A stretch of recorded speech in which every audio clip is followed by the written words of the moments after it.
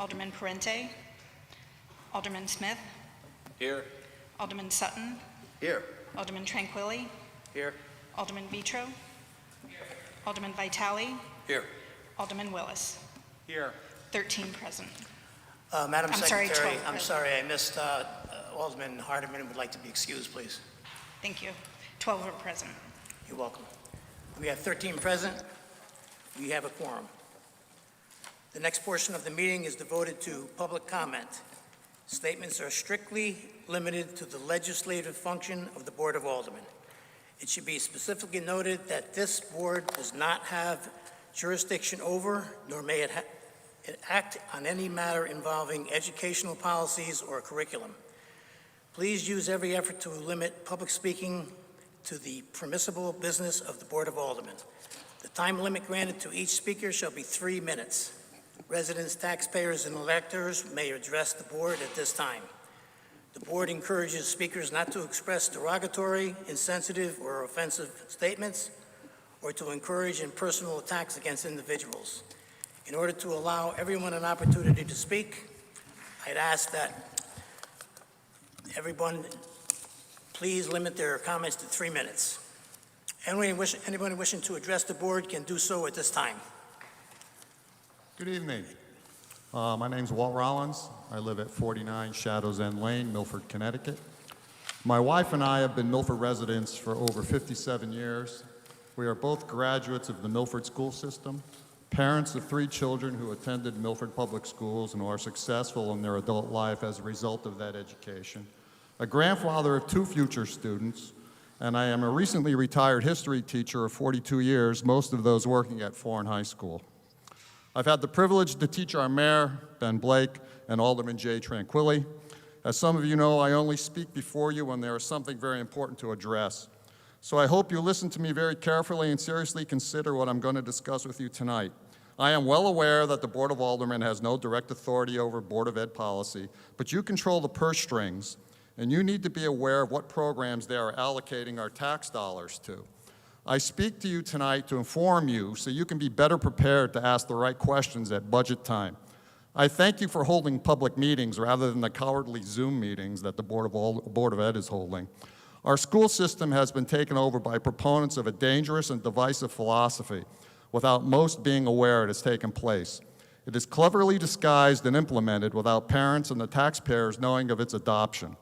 It has several names which sound very progressive and modern, but it promotes the very opposite of what its proponents claim. It is called social and emotional learning, or SEL for short. It is a race-based philosophy promoted by the Collaborative for Academic, Social, and Emotional Learning, or CASEL for short, C-A-S-E-L. CASEL uses SEL curriculum as a vehicle for implementing critical race theory into our classrooms. It trains students to become, and I quote from their literature, social justice warriors, through a stealthy indoctrination system which violates both your child's and your parental rights and privacy. One common term we find throughout this literature is the word equity. Equity is the basis of all SEL core competencies, which calls for all teaching and learning to be done through, and I quote from their literature, an equity lens. Equity sounds like a great thing. What could be bad about that, you might ask? It might make you think they're talking about an equal education for all. But what is the difference between equality and equity? Equality in education means we treat all children the same. Equity in education entails race-based social engineering, which favors selected aggrieved minorities. Put another way, equity means treating some students better than others depending on the level of oppression they claim for themselves or others claim for them, based on their immutable qualities like skin color or gender. Educational leaders use phrases like equitable classrooms and racial equity and equitable outcomes and self-awareness. These are all the catchphrases and buzzwords of critical race theory. Based on the CASEL resource, Equity and Social and Emotional Learning, a cultural analysis, which drives this philosophy, these objectives will be achieved in the classroom, and I quote their literature, by making explicit such issues as power, privilege, prejudice, discrimination, and social justice in the field of SEL. CASEL's own president and CEO advocates SEL be used, and I quote him, to favor certain students over others primarily because of their race. we see SEL as a tool for anti-racism, end of quotes. Do the parents of Milford school children know their students are being used as a part of an untried cultural and social experiment, which is taking valuable class time away from their children through SEL-based lessons and assignments? This time can be better used to teach the fundamentals of reading, writing, and arithmetic that many of our students are lacking. Was the Board of Aldermen told of the nature of this race-based program before it approved hundreds of thousands of dollars to be allocated to the Board of Ed so they can implement this experimental agenda? Do you know our teachers are being trained in implicit bias seminars, where they are made to be aware of their white privilege? Has anyone even asked the question? I'm only scratching the surface in the few minutes I've been allotted to speak to you. Many teachers and administrators might not be fully aware of the underlying agenda of SEL. I know some who are aware, but are afraid to voice their opposition for fear of retaliation. The proponents of SEL are very open and blunt about their beliefs and goals. Most likely, parents and government officials are in the dark or afraid to object, fearing they would be labeled as racists. But SEL is by its very nature racist. I have previously emailed every Board of Aldermen member with public email addresses, and every Board of Ed member and Mayor Blake about my concerns. I have heard back from Sue Glennon of the Board of Ed. She denies this curriculum and philosophy is being used in Milford. She's either naive or being very dishonest. In a recent letter limited to parents and staff, the superintendent of schools denied they are implementing critical race theory. Yet if one reads her letter, she boasts of implementing the very idea set forth in SEL, which offers cover for CRT. In the Board of Ed press release for the hiring of Elba Cruz to the position of, now get this, Supervisor for Equity and Engagement. Right there, her title tells you everything you need to know. All one has to do is read the first paragraph where it states, the position will ensure the Board of Ed resolution on race, equity, and social justice is enacted in all areas of our organization, curriculum, instruction, assessment, policies, human resources, and operations. It goes on stating her key focus will be that all students have equity in access, experiences, and outcomes, with emphasis on race, equity, and social justice becoming a learning priority in the city of Milford, end of quotes. What more do you need? The school system is also training teachers using a source material by Kendi and D'Angelo. Sir, excuse me, Yes. are you just about ready to wrap up? Yes. You're already past 6 minutes, so I just want to let you know. Okay. I'd like to relinquish my time to Mr. Rollins, please. Thank you. The school system is also training teachers using a source material by Kendi and D'Angelis, a book called White Fragility. They do not openly call it critical race theory or CRT, but this material clearly states that race is the only lens through which to look at America and its history. They promote the idea that white oppression is a common theme throughout our nation's history and that we need to act less white and eschew white values. That there is a need for future reparations from the white oppressors and retaliatory discrimination against them as well.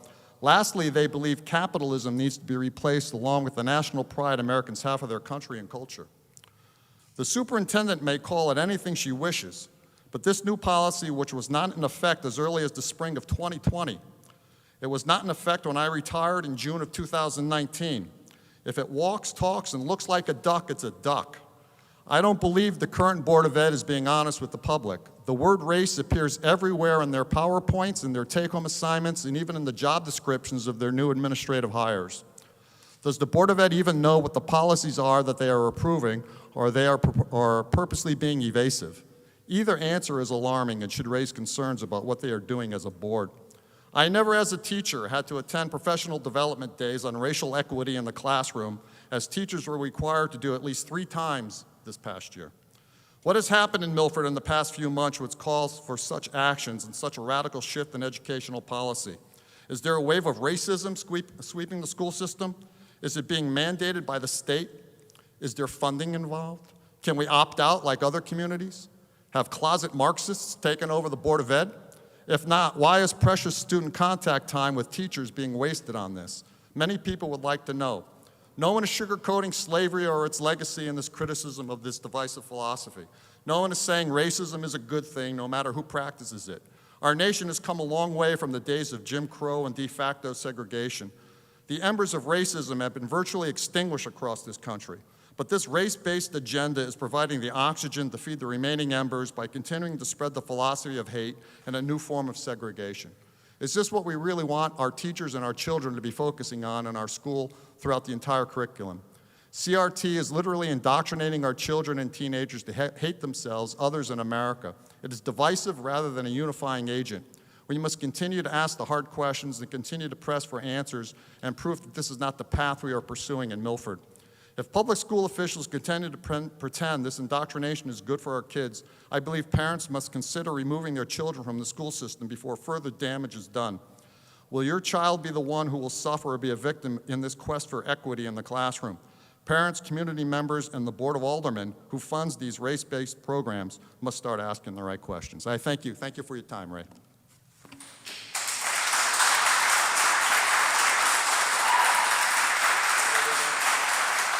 Mr. Chair.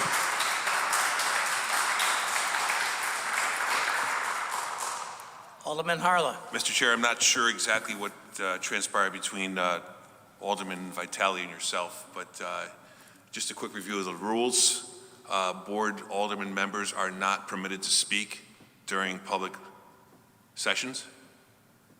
I'm not under that understanding. I thought we were able to speak. Members of the board are prohibited from speaking at this time and shall be granted the floor or public microphone during this portion of the agenda. Well, So- if that obviously you're reading the facts, but that hasn't been upheld in the I just past. want to stick to the rules. So, That's all. well, the point is, Thank if you. the rules were broken in the past, they can be broken in the future. Thank you. Just like we're breaking them tonight.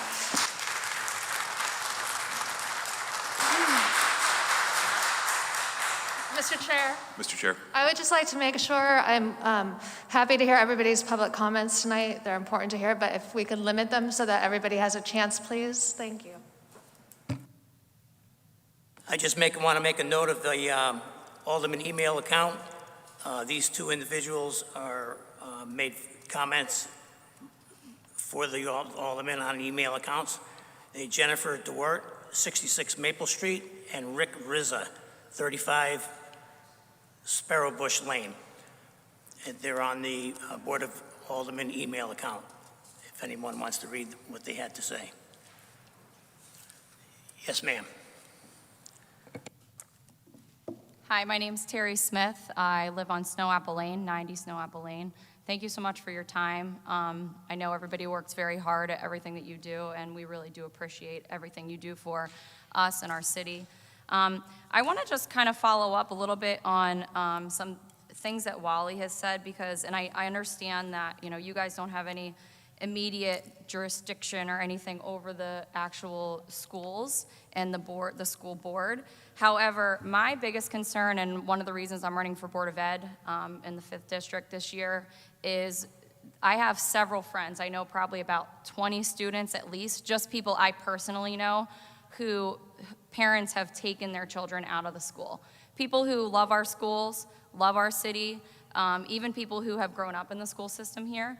They're extremely concerned with what they're seeing, what their children are coming home with, and they're reaching out to people like me who are willing to speak up and try to make a change and see what's really going on. So I just want to hand out, I'll put my mask back up, but these are 2 assignments that came home to my friends, and they sent to me and just said, is there anything please you can do with this? Because as many of you heard Wally say, a letter came home to parents like basically blatantly denying that anything CRT is actually happening in the schools. And I think that when you see this, and again, these are only just 2 assignments from people I personally know. I don't know that many people in the city. I know a decent amount, not that many, but if those are just the people I personally know, I can only imagine where else these things are being put into the curriculum. All different curriculums, not just social studies. This is, I don't even know what this one is. This is an art class, a senior art class.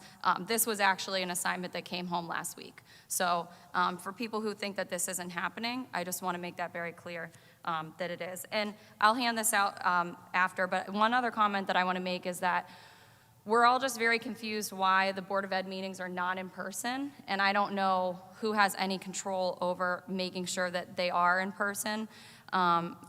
But they're currently not, and we don't really have a reason why. We're just told that the health department is telling them that they can't be in person. We're all here. We had an Oyster Fest with thousands of people drunk, dancing around together. Somehow that's okay, but our Board of Ed meeting in person is not okay. So things are just really not making sense to some of these parents, and I think that that's some of their concern. So I'm going to hand this out, and then I'm just going to close with that. Thank you so much for your time.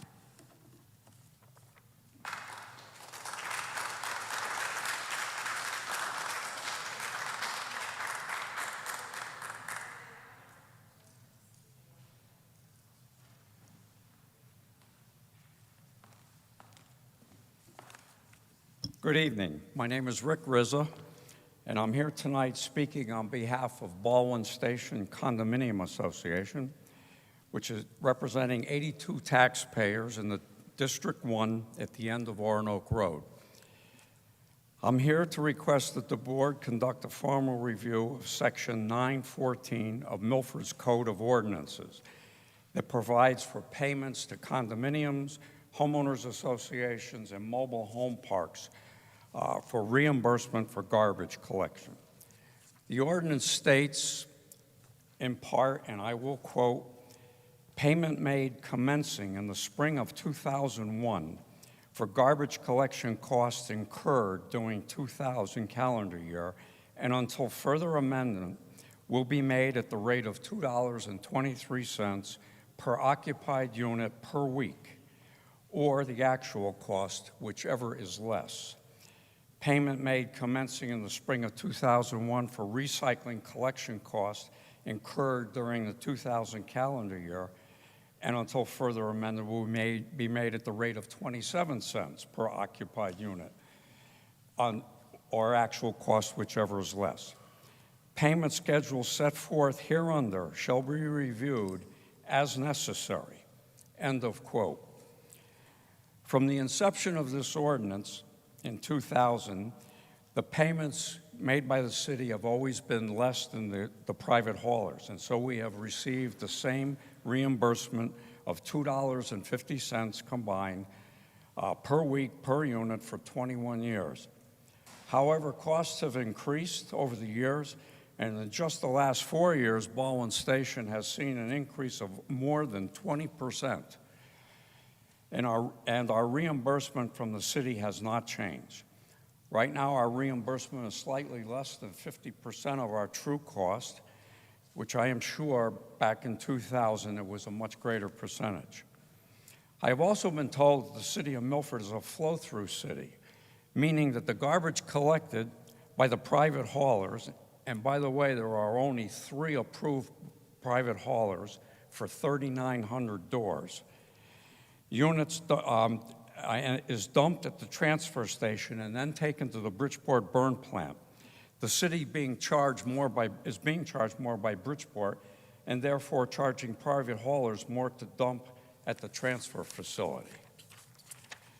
So Milford is passing the increased cost on from Bridgeport and perhaps other cost increases to the haulers, and the haulers are passing it on to their customers. The city and the haulers are recovering at the cost of the taxpayer. Remember, we pay many city services in our property taxes that we do not receive. Garbage collection is only one of them. In the words of the city ordinance, the payment schedule set forth hereunder shall be reviewed as necessary. Ladies and gentlemen, it's time to review. It's necessary, and we're long overdue. Thank you.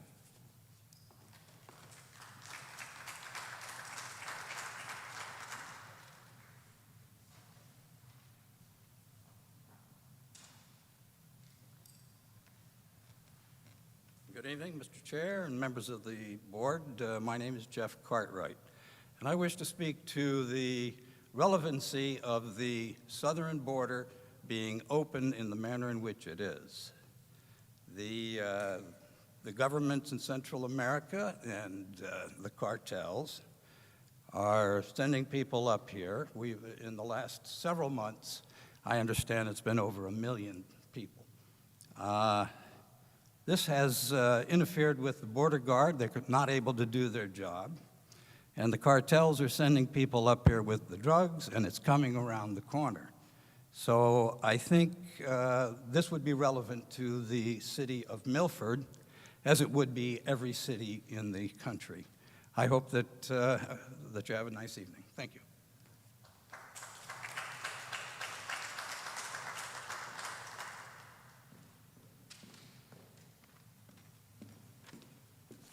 Good evening, Chairman Vitro and honorable members of the board. I'm here from Bridges Healthcare. My name is Jennifer Fiorello, and we're at 949 Bridgeport Avenue. I feel like I'd be remiss tonight if I didn't speak to the issue about a designated spot to smoke marijuana. As a provider of mental health and addiction services, I thought it was very important for me to just give you some information around the issue as we deal with it as a behavioral health provider. Milford residents make up 70% of the people we serve. We serve around 2,000 people annually. A majority of the individuals that we serve have co-occurring substance use and mental health disorders. Marijuana use being one of the disorders that we treat on a fairly common basis at our facility. Bridges also partners with the Milford Prevention Council, West Haven Prevention Council, and Orange Prevention Council. We are very well funded by the Substance Abuse and Mental Health Services Administration to target underage drinking and alcohol use. And marijuana use is a big concern for us because now it's going to be more accessible. While I completely acknowledge that it will be difficult to control marijuana smoking in public places, even though it's banned in Milford, the location of a designated smoking area will be important as the congregating of people who are engaging could be a trigger to those who are in recovery. So I ask that you strongly consider that when you're making a decision about your designated smoking area. A location that is in close proximity to our main site on 949 Bridgeport Avenue could be problematic for clients who are trying to abstain from marijuana use and any other drug use. So the social context in which an open marijuana smoking area does provide actually can be triggering not only because of the drug use, but also because of the socialization. So please just keep that in mind when you're making that decision. Thank you.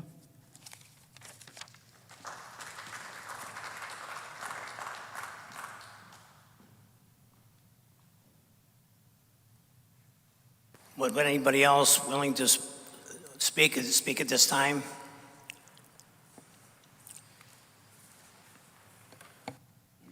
Hi there. I'm Sarah Bromley, Norway Street. I came in a few minutes late, so I apologize. Is this appropriate time to make a comment about the CRT curriculum? Ma'am, could you pronounce your name and address for the record, please? Maybe you didn't hear. Sorry. Sarah Aaron Bromley from Norway Street.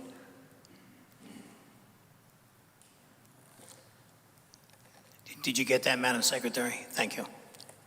Proceed. Okay. All right. I wanted to express my appreciation to the Milford Public Schools and to Superintendent Kataya for the letter she sent out expressing how, the plan to teach true history in Milford. I've had a little help with what I'm gonna read something that expresses more eloquently my feelings. I believe that parents send their kids to school with the hope that their kids will be prepared for a better life in the future. I think right now there's a certain hysteria around this subject that hopefully we could take a second, take a deep breath, and just chill a little about it when we realize that our teachers, we don't hire our teachers to lie to our children. We hire them to educate them and to tell them the truth. And once we have information, once we know better, we need to do better. I don't think we help kids if we want to lie to them. So lies of omission count in that. It's one thing to discuss the New Deal as a solution to the Great Depression, but it's another to show them information about the New Deal housing maps and how housing assistance at that time excluded many black people, and how those issues connect to current economic and racial maps in many U.S. states and cities. There's also value in teaching kids to evaluate information from multiple perspectives. It makes them better at every aspect of life. So we absolutely should teach them about George Washington and Thomas Jefferson, but we should also talk about how about Ona Judge and Sally Hemings and the others who they enslaved. We should read the Indian Removal Act, but we should also examine documents written from the perspective of Indigenous people who were removed. It's in learning about all these details that students will get a much richer picture of this country when we share its flaws as well as its successes. Children love their parents despite their flaws. We're all flawed. Our country's flawed. We can learn this truth and still love our country. I don't think it's, and some say that talking about racism might teach kids to feel bad for being white. We can't help the skin we're born in. It might be hard, yeah, to learn that one's success might be tied often to your socioeconomic status or your zip code instead of just your hard work and intellect. And some students might feel bad that they live in a society that awards and withholds privileges based on a status over which most have no control. But that could be a good thing. Because like I said before, when you learn better, you do better. When you know better, you do better. I want kids to learn about these systems and work to change them. I don't think teaching this true history is not for Black and brown children, it's for all children. I want my white son to learn this as well. I want to learn it myself. So I wasn't taught it.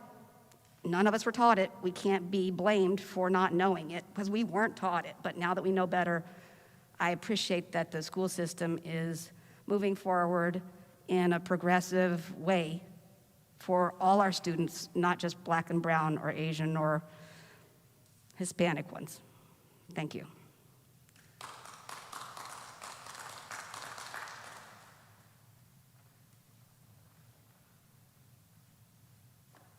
Anyone else wishing to speak to the board can do so at this time.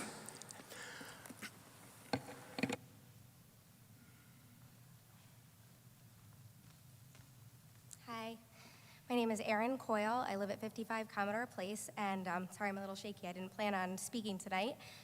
I felt compelled to come up and talk because I think that it's the CRT in our schools is a very taboo thing, and it's awkward. When my 6-year-old came home last October with a paper wanting him to draw a self-portrait solely focusing on one's race and how he felt about being that race, I nearly broke down in tears because I had heard these things. I had seen it on Facebook, and I thought, well, that can't be possible. That's got to be at college level, and people are poo-pooing this. It can't be real. I'm telling you it's real. I own a business in town. I am petrified of retaliation, and that's the only reason why I've been as quiet as I've been. It is absolutely real. My 6-year-old came home in the 1st grade with a packet asking him to talk about his race. Do you feel on the outside the way that you feel on the inside? How do you take that? He's 6. When I brought it to everyone that I could's attention, I was sent in a wild goose chase. I've talked to Dr. Kutaya numerous times, and I will tell you that she said to me, Erin, you need to be more compassionate. Milford Public Schools have had children as young as 5 transition. 5? 5 years old. We're talking about 5-year-olds transitioning their sex? I am a compassionate person. I think everyone should be with who they love. I have no problem with the way that the world is in 2021. There is a time and a place, and in the 1st grade, that is not appropriate. I pulled my children out of public school, and I'm paying for St. Mary's, okay? Because this is ridiculous. And I was told that I couldn't opt out of that. And then she has the audacity to send that letter and say that this isn't happening in our schools. It's happening in our schools. It's happening. And it's friggin' ridiculous that we live in Milford, Connecticut, and we have these wonderful schools, and I'm paying for Catholic school. Sorry, thank you.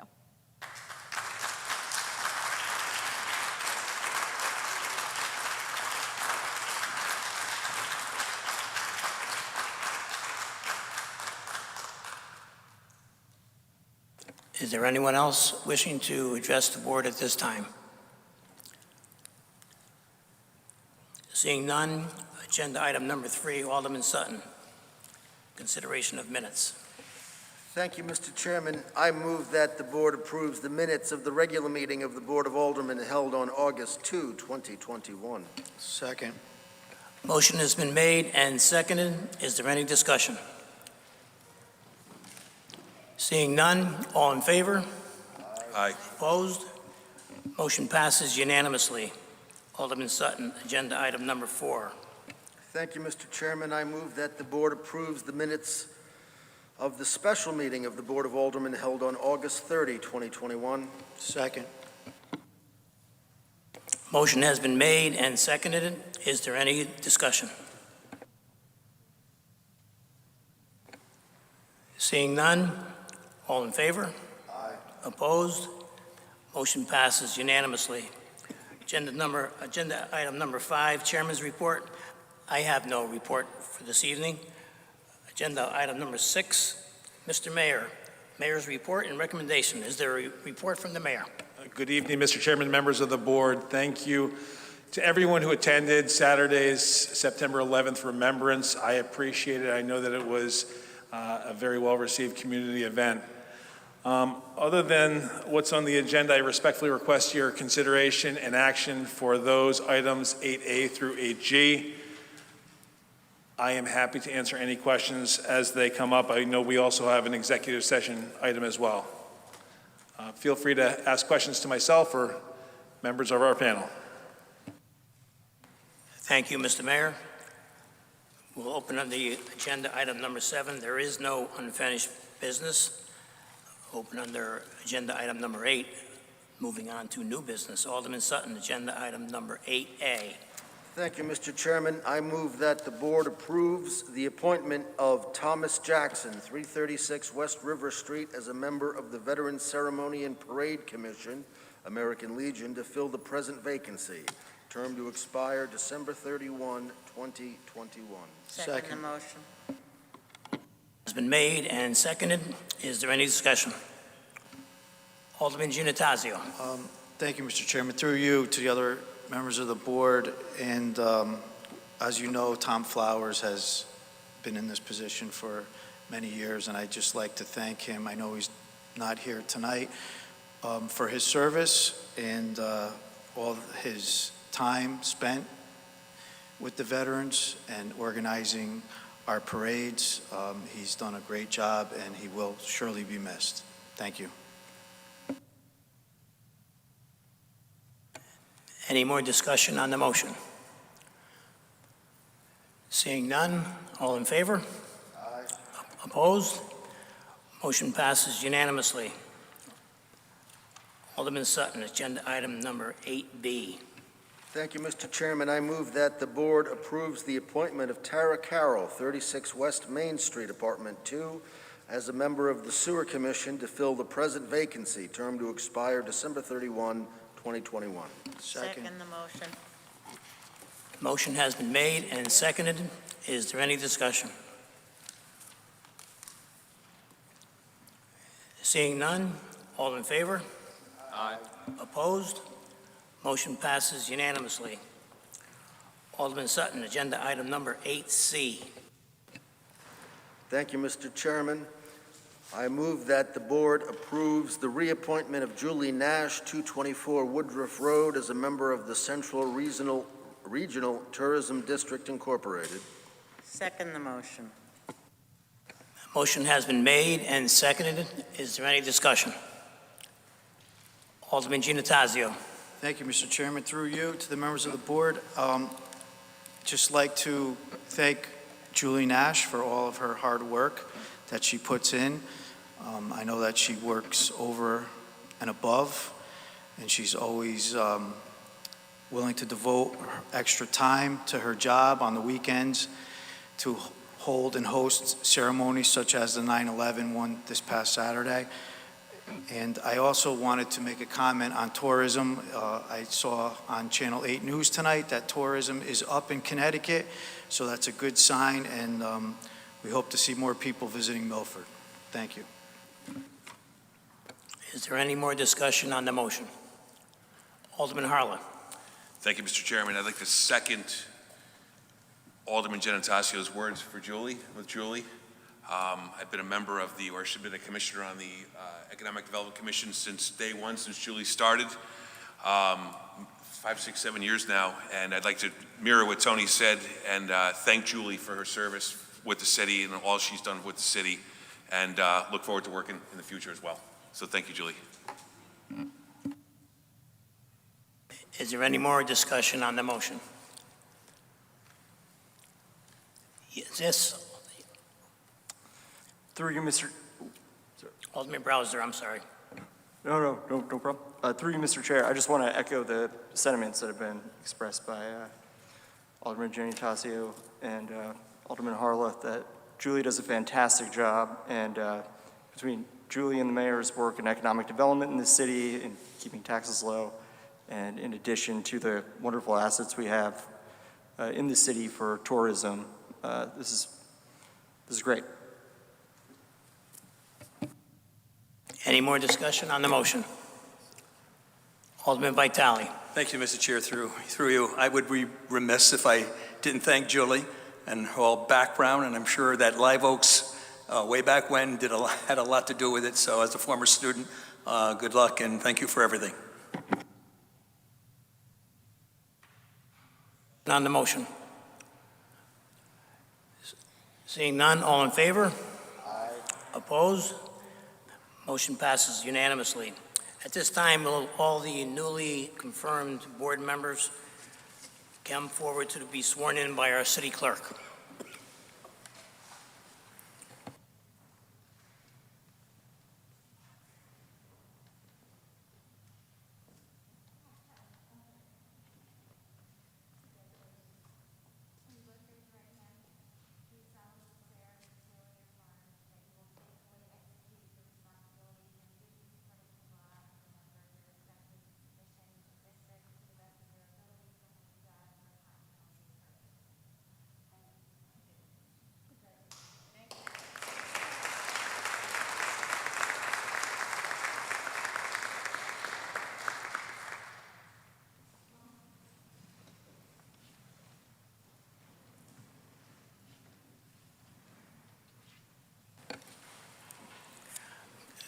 Congratulations on your new assignments. Well, Julie, it's not a new assignment, but I know you'll be taking care of business. Thank you, Julie. Next item on the agenda is 8D, Alderman Sutton. Thank you, Mr. Chairman. I move that the board approves the attached resolution authorizing the issuance and sale of up to $6 million for the costs associated with the City of Milford General Obligation Refunding Bonds. Second the motion. Motion has been made and seconded. Is there any discussion? Alderman Genitacio. Thank you, Mr. Chairman. Through you to our Finance Director, Peter Adisi. Good evening, Peter. My question is, by adopting this resolution, what is the realized cost savings through selling the $6 million worth of bonds?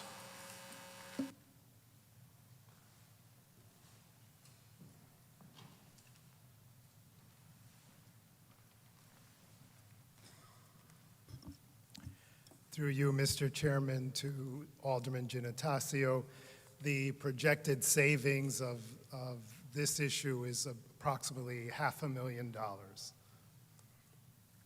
Just to follow up, Peter, how come that's not in our agenda, the actual projected savings or the rate of the bonds? The reason it's not in your agenda is that the issuance or sale has not taken place. This is very preliminary. The first step is to have this resolution approved by the Board of Aldermen. In every refunding, the initial step is to have this approved, and this gives us the permission or authority to move forward with the refunding. Just to follow up, Mr. Adisi, the Pullman and Comley firm, is that our actuary? Through you, Mr. Chairman, to the Alderman, no. Pullman and Comley is our bond counsel or bond attorney. Okay, and are we going to be seeing more of this in the near future, or is this it for up until the end of this year? This is it for this calendar year of 2021. I'll just remind the board that we did do a refunding in November of 2020 that yielded savings of about $1.4 million. And we also refunded our Clean Water Fund loans and converted those into lower interest general obligation bonds. And we did that in December of 2020, and that saved approximately another $1.4 million. So since we're approaching the end of 2021 calendar year, I would anticipate this is all we have for this calendar year. Thank you. Thank you, Peter. Thank you for all the information. You're welcome. Is there any more discussion on the motion? Seeing none, all in favor? Aye. Opposed? Motion passes unanimously. Alderman Sutton, agenda item 8E. Thank you, Mr. Chairman. I move that the board approves the attached information sharing access agreement between the Department of Homeland Security, Federal Emergency Management Agency, and the City of Milford, and to authorize the mayor, city attorney, and floodplain administrator to take all steps necessary to effectuate said agreement, including the signing of all documents. Second the motion. The motion has been made and seconded. Is there any discussion? Alderman Giannatasio. Thank you, Mr. Chairman. Through you to Mayor Blake. Mayor Blake, I understand that this is an agreement on information sharing, an access agreement that we do yearly. My question is, are the residents that live in flood zones, are they realizing the full potential of having a better rate on their flood insurance based on the information that's before us? Mr. Chairman, through you to Alderman Giannatasio, all 169 towns in Connecticut are part of the National Flood Insurance Program. However, there are only 4 or 5 communities, towns and cities that participate or go one extra step and are part of the Community Rating System, CRS. Milford is one of those 4 or 5 communities.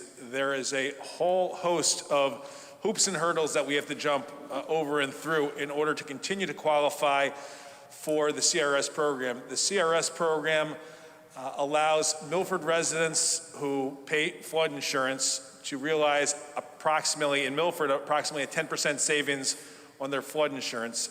There are about 4,000 properties in Milford in the floodplain, so Milford probably has more areas that are covered by flood insurance than most communities because we have the longest shoreline in Connecticut. As we've seen over the last 2 months, there are areas in Milford north of the Post Road that are in a floodplain. All those homes and properties along the Weppewog River, for instance, really have demonstrated how flood prone they are. And staying in the good graces of the National Flood Insurance Program and continuing our membership, so to speak, in the community rating system is something that we're always striving to do. I do see that our floodplain administrator, Joe Griffith, is in the back. He's the person that helps us to continue to qualify for this CRS program. Again, those homeowners who live in the floodplain who have to get very high cost flood insurance certainly appreciate this 10% savings. Joe may have some additional insight into the question, but I think that may answer it.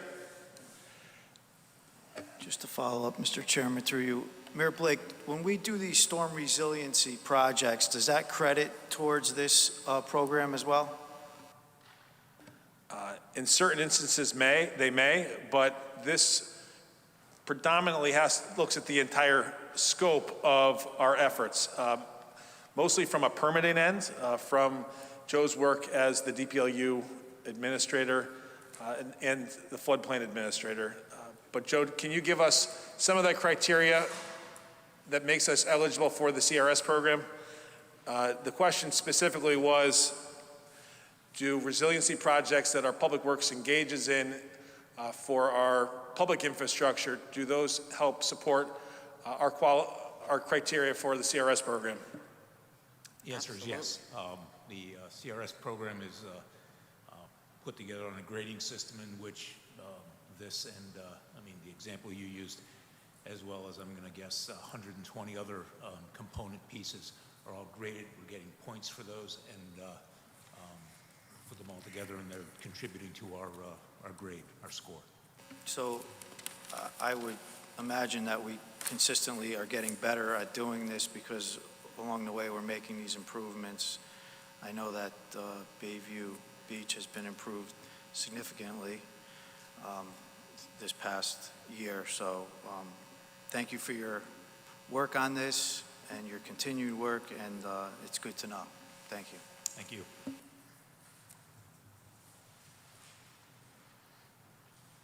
Any more discussion on the motion? Alderman Beatty, your light is on. Any more discussion on the motion? Seeing none, all in favor? Aye. Opposed? Motion passes unanimously. Alderman Sutton, agenda item 8F.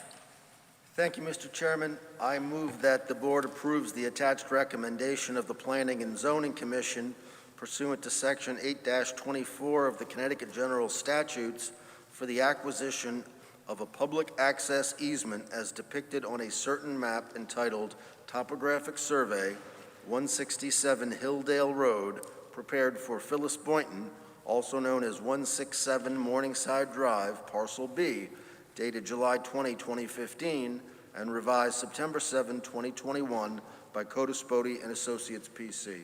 Second the motion. Motion has been made and seconded.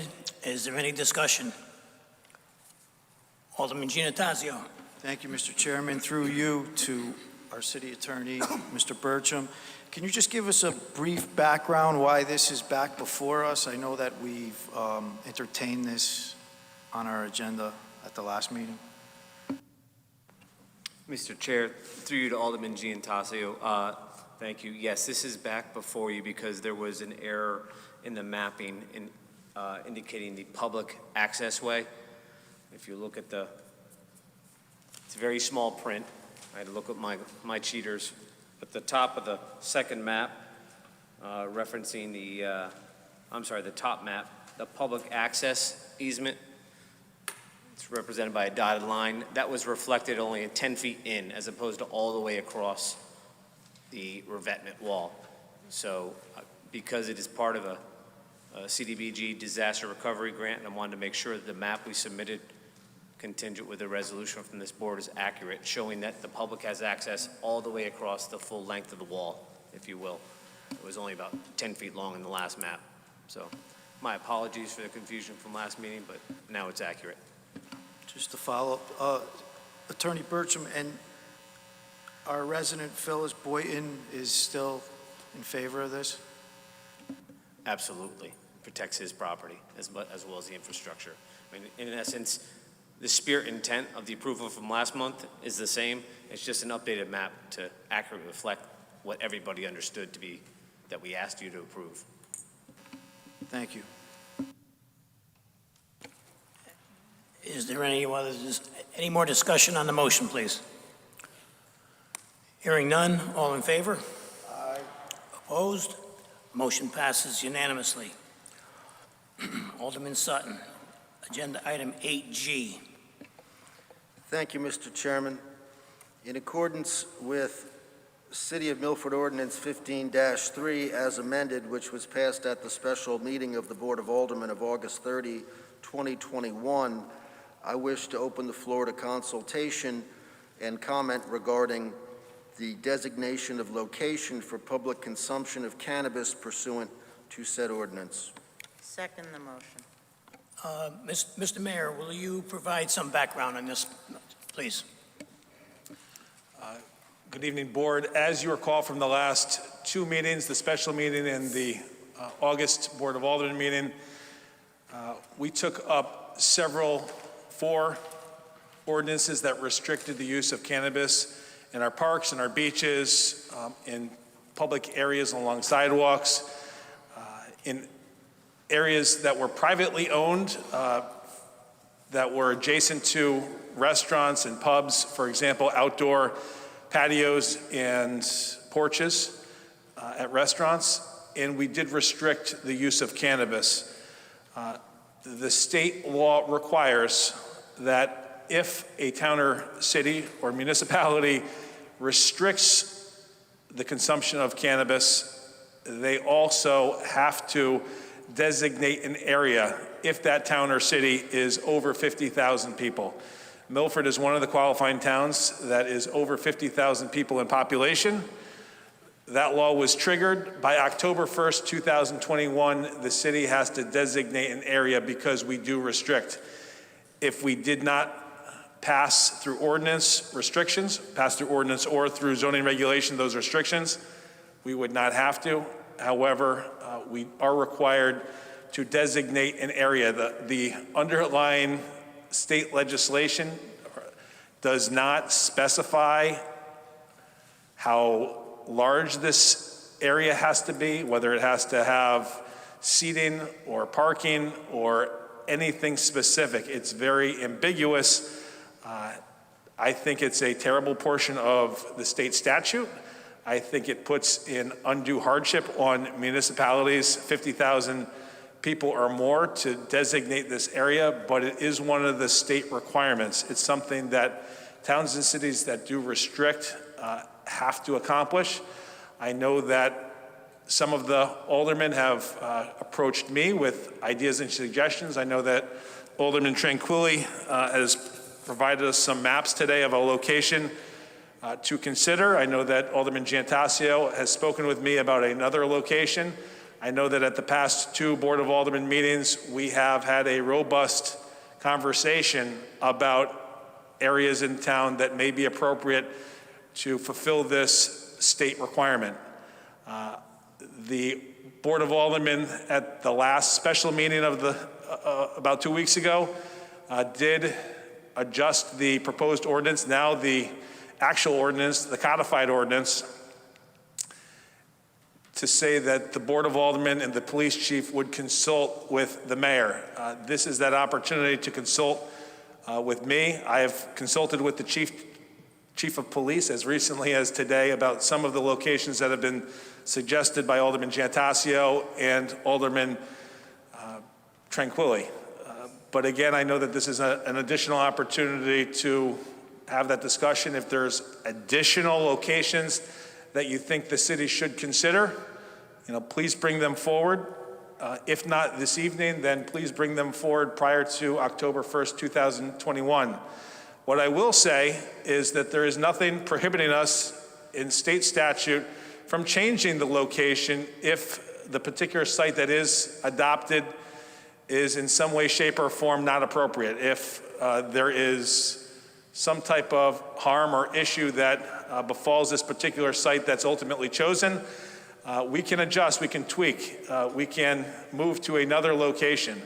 So with that in mind, if there are some additional points of discussion, please raise those tonight or provide additional information before October 1st. Thank you, Mr. Mayor, for that background. I appreciate it. There was a motion and a second. Is there any discussion?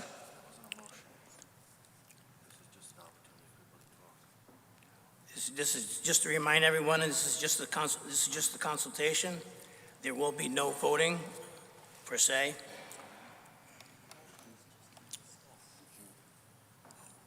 Alderman Tranquilli. Thank you, Mr. Chairman. Through you to the board.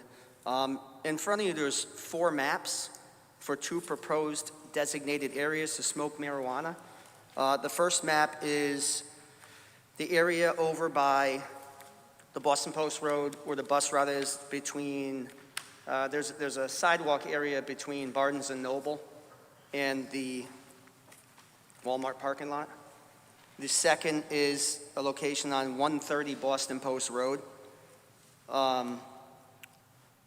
So after speaking with the chief of police earlier this evening, he informed me that there was no bus stop in the or around the 130 Boston Post Road area. That was the second choice that I had, that I'm bringing to the board now.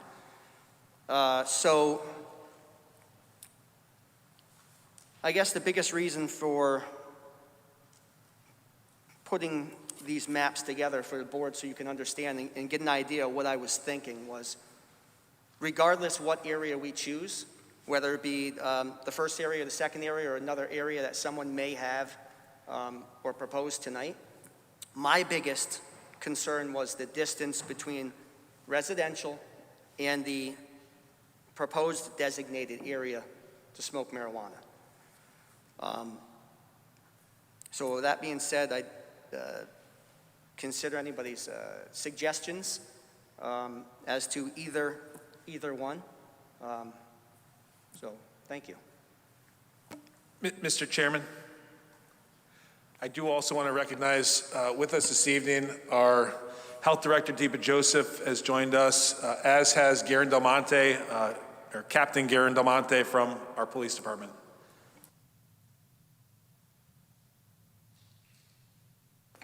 Is there any more discussion? Alderman Marlowe. Good evening. Through you, Mr. Chair, to the mayor. Mayor, I know that these are the only two spots right now that are being looked at. If I'm looking at those two spots, I would say that the one that's on the Post Road by Big Y, I guess I would not be in favor of because of the proximity to the skate park, which is across the street, and the ball field that's there as well. While I think that I would agree that this is a cumbersome type regulation or a part of this regulation. I'm not sure that there's ever going to be a place that everyone can agree on. But what I did want to ask as well is, I know you mentioned that it isn't really clear as to what improvements, if any, have to be made to this piece of property. Do you have any thoughts on that as to what you would suggest doing, and then who maintains that piece of property once it is set? So I've had discussions with our police chief. I've had discussions with the Cannabis Task Force, or members of the Cannabis Task Force.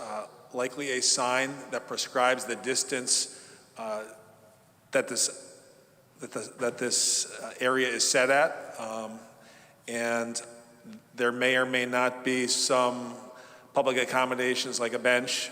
We have to make that determination still. However, I do think that there needs to be good lighting. I took a tour of at least at both facilities, and in each of these facilities there are 4,000 Kelvin Cobra headlights over them, at least in the areas that I thought were appropriate for these two locations that have been suggested so far.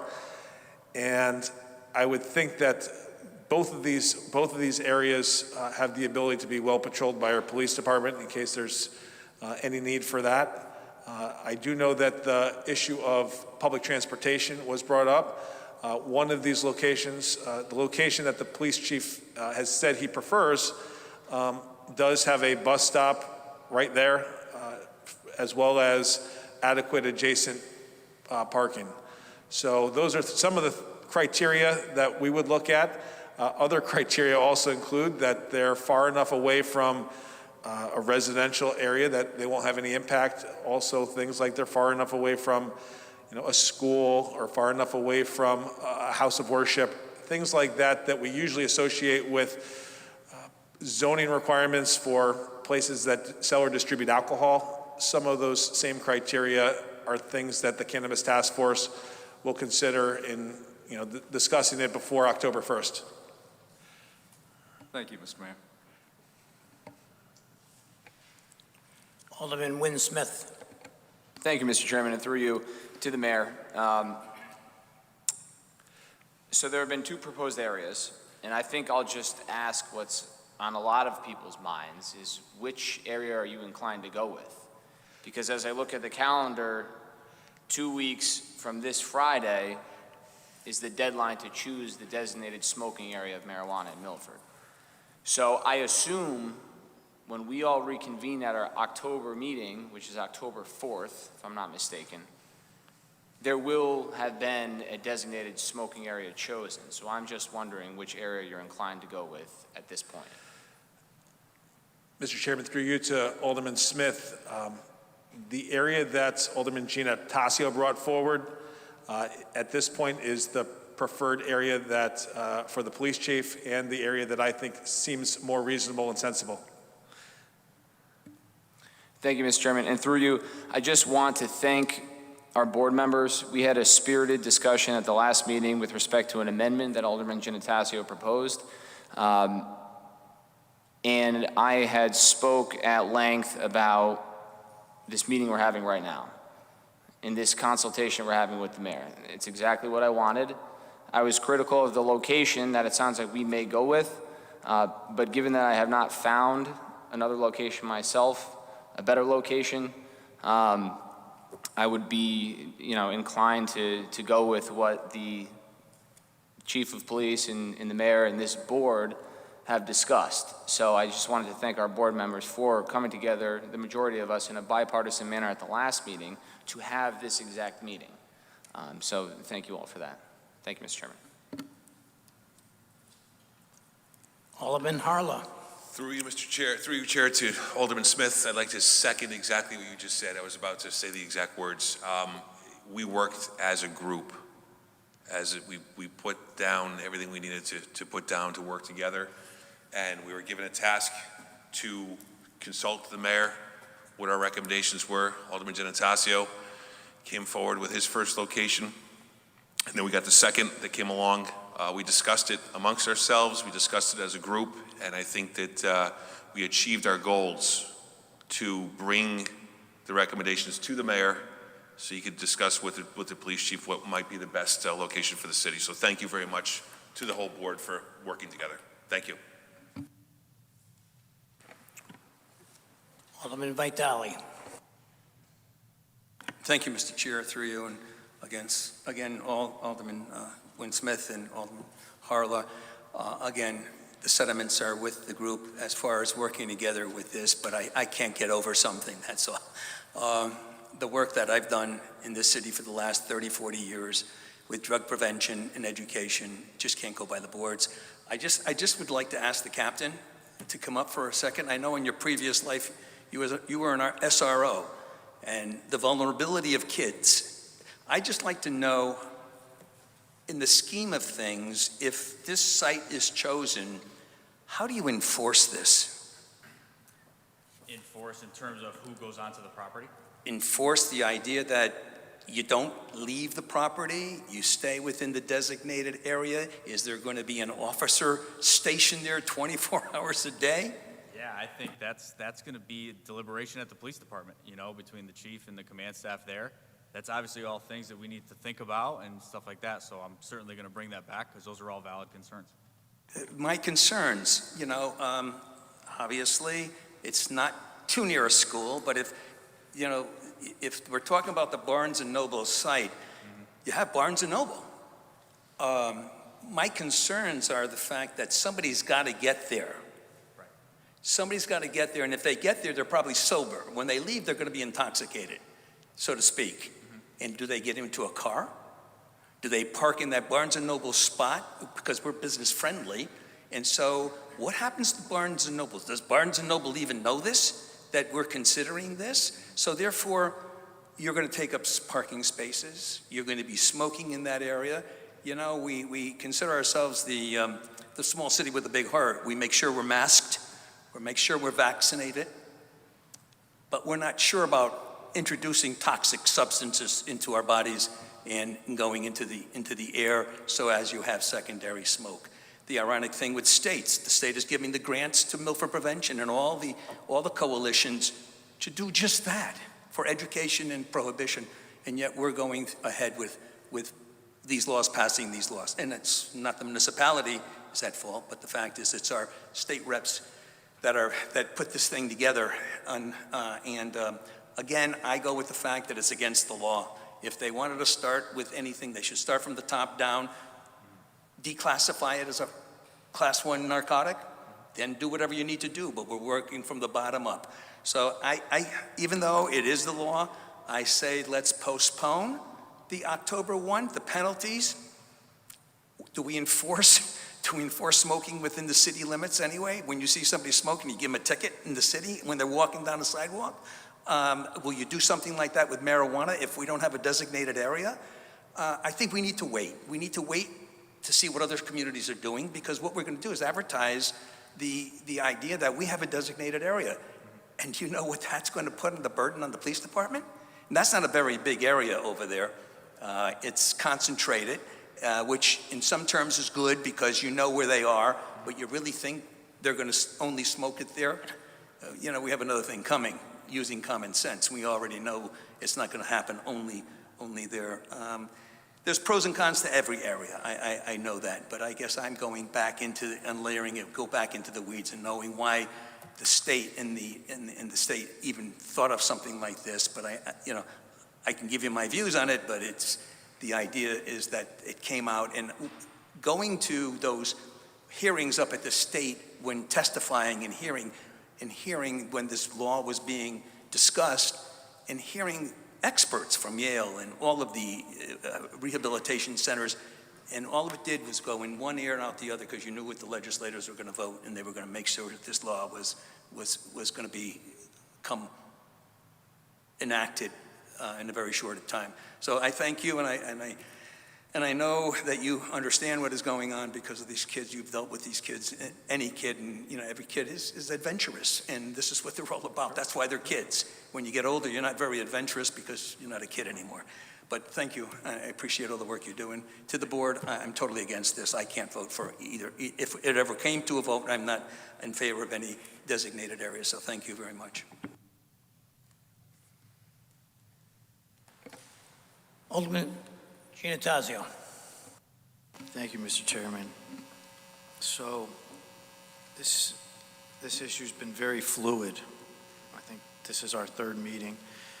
And I do respect Alderman Vitale's views. I know that he's well-versed with this issue, and it does make complete sense. And I have to say that I also do disagree with the fact that we have to designate. But what's before this board tonight is a mandate. So we've worked together. Some of you have probably walked the property. I know I have. I think the property that I suggested is best case scenario under the circumstances. And the chief, it sounds like the chief of police agrees because it's on a bus line. I just hope that it's not close to the bus stop. I think the next step, if this ends up being the area that Mayor Blake decides on, is to designate a spot within a spot. And we just have to narrow it down. I would like to see it further away from Barnes & Noble, to Alderman Vitale's point. And I think that we could accommodate that the way that this is laid out. There's actually an opposite side to this parcel. So again, as an elected official, being on this board for several years and having this before me, I have to be responsible. I have to look at it, and it happens to be in my district, of all things. But, sometimes that's the way things end up, but you got to make the best of it. So I think together we all have accomplished that here tonight. And, and the mayor mentioned this, and I think we mentioned it at previous meetings. If it doesn't work, we can certainly revisit it. And I appreciate the police department, because we're going to have our trust in you to patrol and to give us the feedback and let us know if it's working for you or what needs to be changed. So, it's a learning process for all of us. There is no case study. We've deferred to the city attorney, and he's told us, this is new. There's nothing to compare it to. So here we are. It's a new day, and we have to lead by example, and we have to make the tough decisions that are before us. And I think that's part of the responsibility that comes before being an elected official. And I think that we've done a great job by doing that. We've demonstrated it, that we can work together and get this behind us and move forward. So I feel that, we've accomplished what's before us, and the only alternative is to regulate it, and that's what we're doing here tonight. And that's why I requested to have our,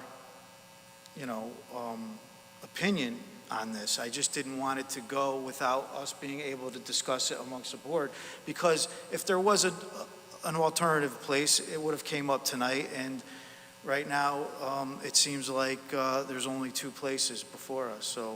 So thank you for allowing me to speak, Mr. Chairman, and we don't have to vote, so we'll leave it up to the mayor, the police chief, and we'll wait for an update.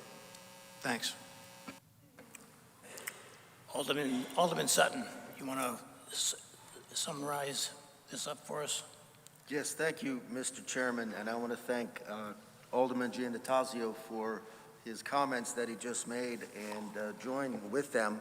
Also commend him for the work that he's done in laying and performing a lot of the groundwork in this process. And we do have two sites before us, and I believe everybody has been given the opportunity on this board to provide their advice and counsel to the mayor, as well as the representative, Captain Del Monte of the Milford Police Department, to allow that decision to be made, which I believe was the spirit of the amendment made by Alderman Giannatasio, to allow us to give our opinions and discuss the issue.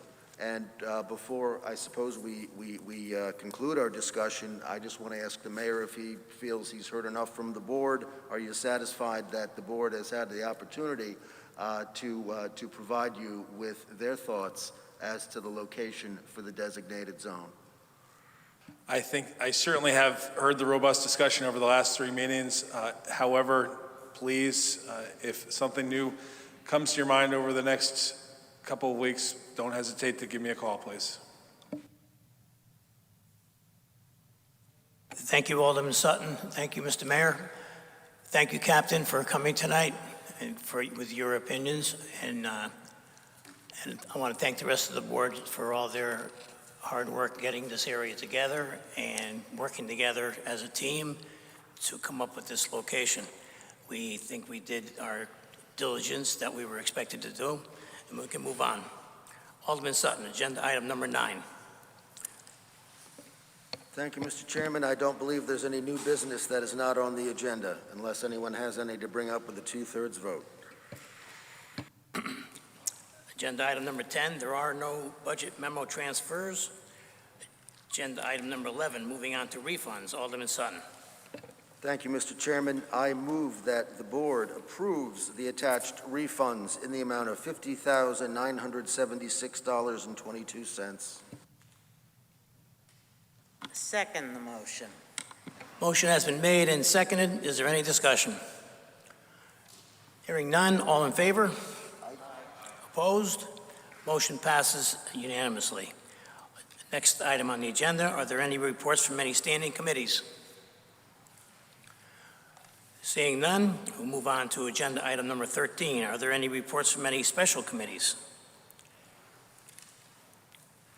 Seeing none, we'll move on to agenda item number 14. I will entertain a motion to go into executive session to discuss item 14A, consideration of collective bargaining agreement between the City of Milford and Local 944, International Association of Firefighters, AFL-CIO. Joining us in executive session for item 14A will be the Mayor, Ben Blake, and City Attorney, John Burcham. Is there a motion? So moved, Mr. Chairman. Motion been made and seconded. Second. All in favor? Aye. Opposed? We're in executive session. At this time, I ask that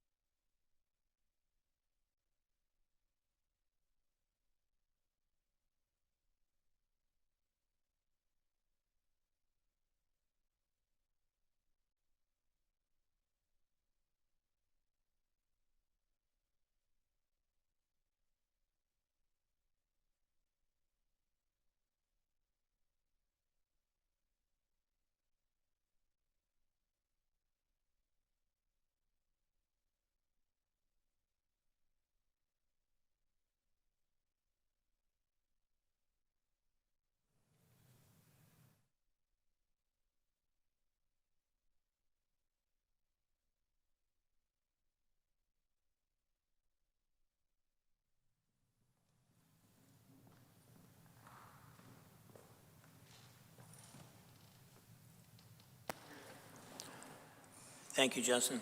Alderman Sutton, is there a motion? Mr. Chairman, I move that the board comes out of executive session. Second the motion. Executive session. Thank you, Alderman Sutton.